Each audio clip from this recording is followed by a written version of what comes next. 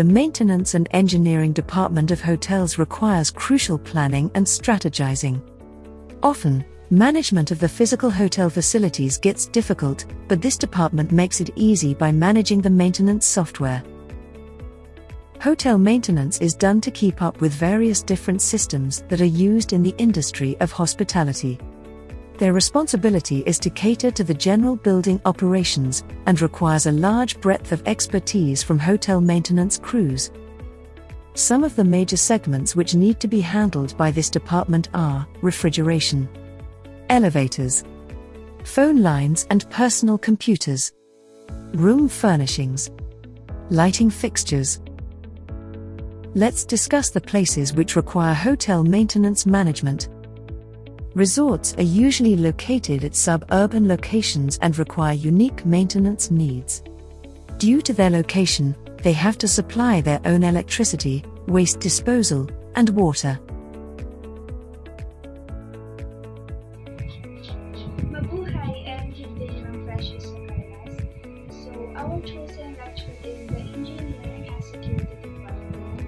So, to formally start our presentation, allow me to introduce myself and my groupmates. So, my name is Cristina Clara, together with my groupmates, Miss Absulio, Miss Lilia Ruz, and Miss Maharis. Learning objectives. Define and discuss the function of the Hotel Engineering and Security Department. Identify and learn the roles and responsibilities of every Hotel Engineering and Security Department job title. And identify and discuss the different SOPs in securing the lodging establishment premises. Create an emergency plan. Identify and properly handle suspicious-looking characters and create a hotel incident report. Security Department's organizational structure. The organization chart of the Hotel Engineering and Security Department should provide a clear picture of the lines of authority and the channels of communication within the department. In a large hotel, the department is headed by the hotel manager, who is assisted by the executive assistant. Then it divided into two, which is the hotel engineer and head of hotel security. Yung hotel engineer dito pumapaloob ang mga engineering staff. They are responsible for ensuring the safe and efficient operation of all equipment and machinery within a company. They play a critical role in preventing breakdowns, reducing downtime, and maximizing production output. Tapos, yung hotel security officer is responsible for providing safety in hotel. They help protect guests and their valuables as well as fellow hotel employees. Hotel emergency plan. The following are some of the emergency cases in the hotel emergency plan. Katulad ng sunog, hotel guest injury, illness and death, weather disturbances katulad ng bagyo, structure collapse, pagnanakaw, terrorism, power outage, and food and water contamination. So, I discussed some of the do's and don'ts in case we have discovered any suspicious package or item in the hotel. Number 1, do not touch, move, or alter the object. Huwag daw po natin galawin o hawakan yung mga bagay na ganito. Number 2, inform others and keep other staff and guests away from the area. Kapag nakakita tayo ng suspicious package or item, sabihan daw po yung mga tao at palayuin ang mga guests sa area na yun. Number 3, do not panic as it may cause other person to panic and result in public injuries. Huwag mag-panic dahil pwede itong mag-resulta ng injuries sa iba sa mga taong doon. Number 4, in case of a confirmed threat found in the suspicious item, evacuate all staff, guests in the area. Kagaya ng number 2, if nakaka-discover ng ganito, ay palayuin ang mga guests sa area kung saan meron ganito. Number 5, if necessary, shut down the HVAC or heating, ventilation, and air conditioning system. Number 6, immediately contact authorized emergency personnel to handle the situation further. And for the last is, endorse the concern to the emergency personnel upon arrival. I also discussed some of the suspicious items and packages in the hotel. So number 1, any unattended items in the hotel's public area. Number 2, any unattended items that match something describing a reported threat or have a threatening note attached. Example na dito, ang mga boxes na may sulat na pagbatampa. So, number 3, any unattended items that have visible wires, batteries, a timer, bottles, tanks, or bulbs attached. Number 4, any unattended items that are abandoned by someone quickly leaving the area. 5, any unattended items emitting an odor, mist, or a oily liquid, or leaking a powdery substance. 6, ticking, vibration, or other sounds in the package. Halimbawa na dito, yung box na may laman sa loob na kung ano. Then, for the last is, any leaks, stains, powders, or protruding materials in any packages. So, here are some clues of how to handle suspicious guests. Number 1, suspicious-looking characters tend to be nervous or evasive guests, and are overly concerned about their privacy. So, evasive meaning po, laging umiiwas. So, lagi daw silang kinakabahan or lagi silang umiiwas, and lagi silang concerned about their privacy. Number 2, they deny access to their room or refuse room cleaning, especially for extended staying guests. So, hindi po sila nagpapa-room cleaning or room service kahit po nag-e-extend sila.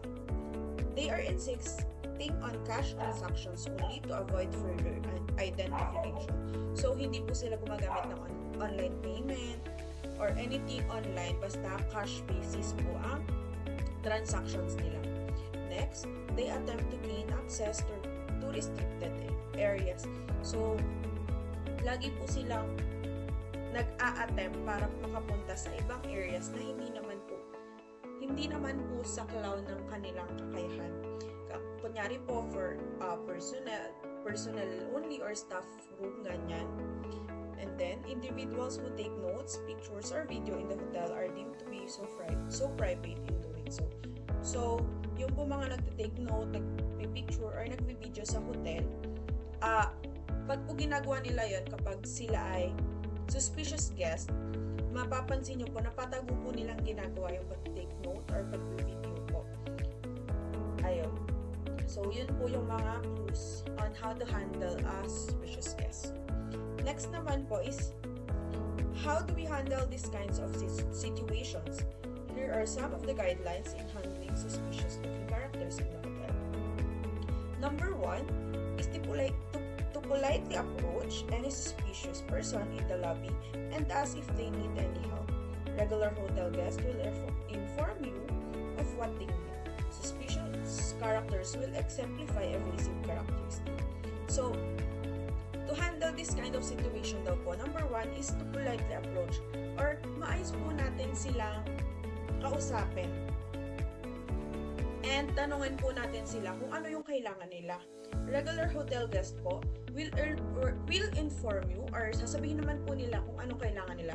But po, pag suspicious guest, they tend to be more nervous or parang umiiwas po sila sa mga personnel kapag po tinatanong ninyo.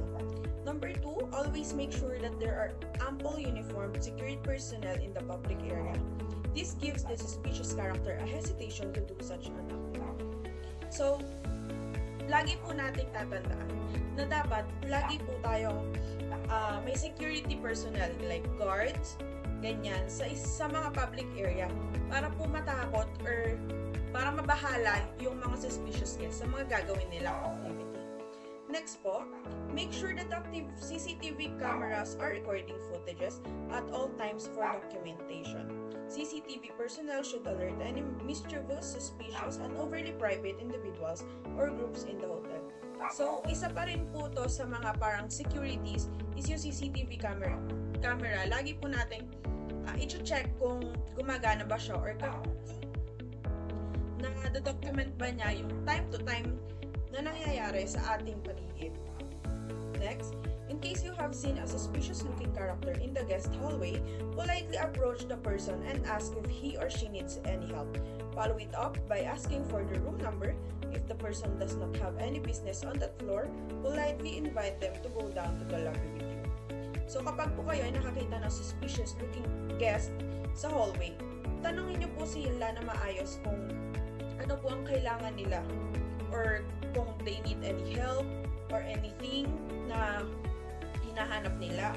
And i-ask nyo po agad kung ano yung room number nila to know kung naka-check-in ba sila or kung talagang may balak silang gawin na hindi maganda.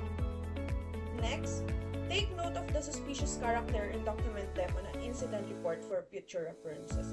So, ayun po, pag tinatanong nyo sila, kahit hindi po kayo mag-notes or what, you have to remember po kung ano yung itsura nila and kung ano yung sasabihin nilang name, yung room number if meron man, para in case na may gawin man sila, maaalala nyo po kung sino po yung suspicious guest na yun.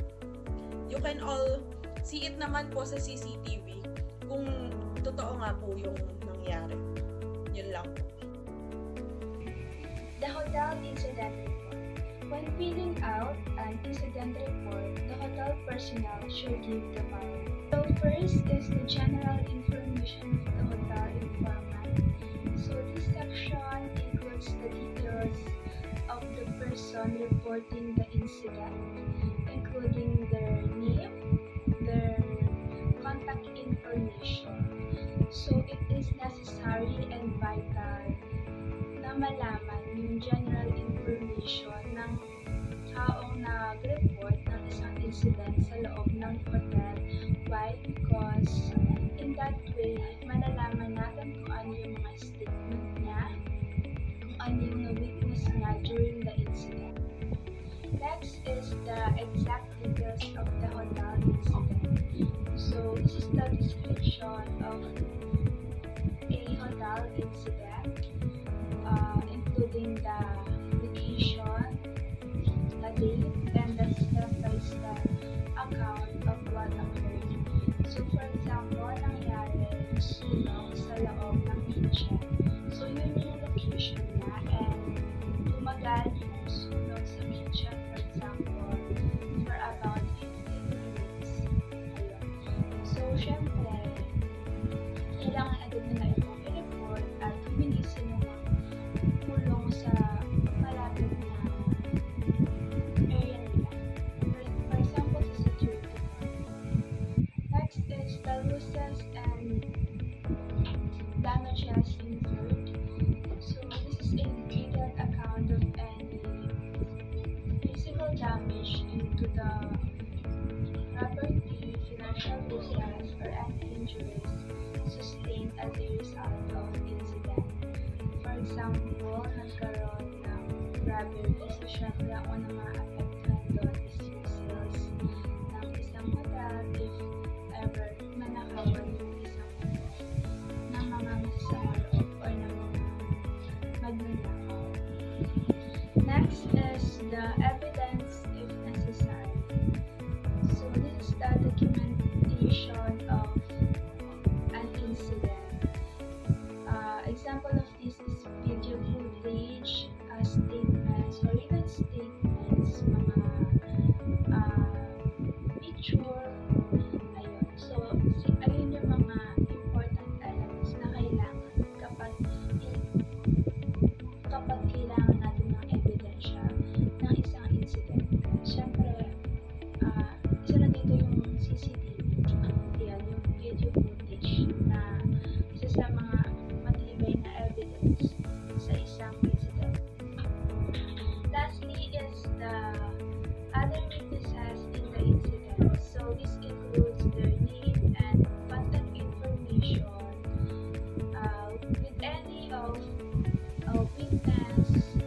during that incident, syempre, along with their statements and experiences during the accident or incident.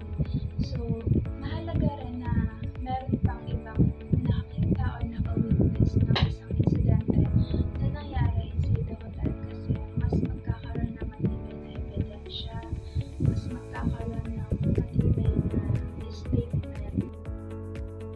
The hotel incident form. So, as you can see na din ang sample hotel incident form, yung una nakalagay dyan is yung general information of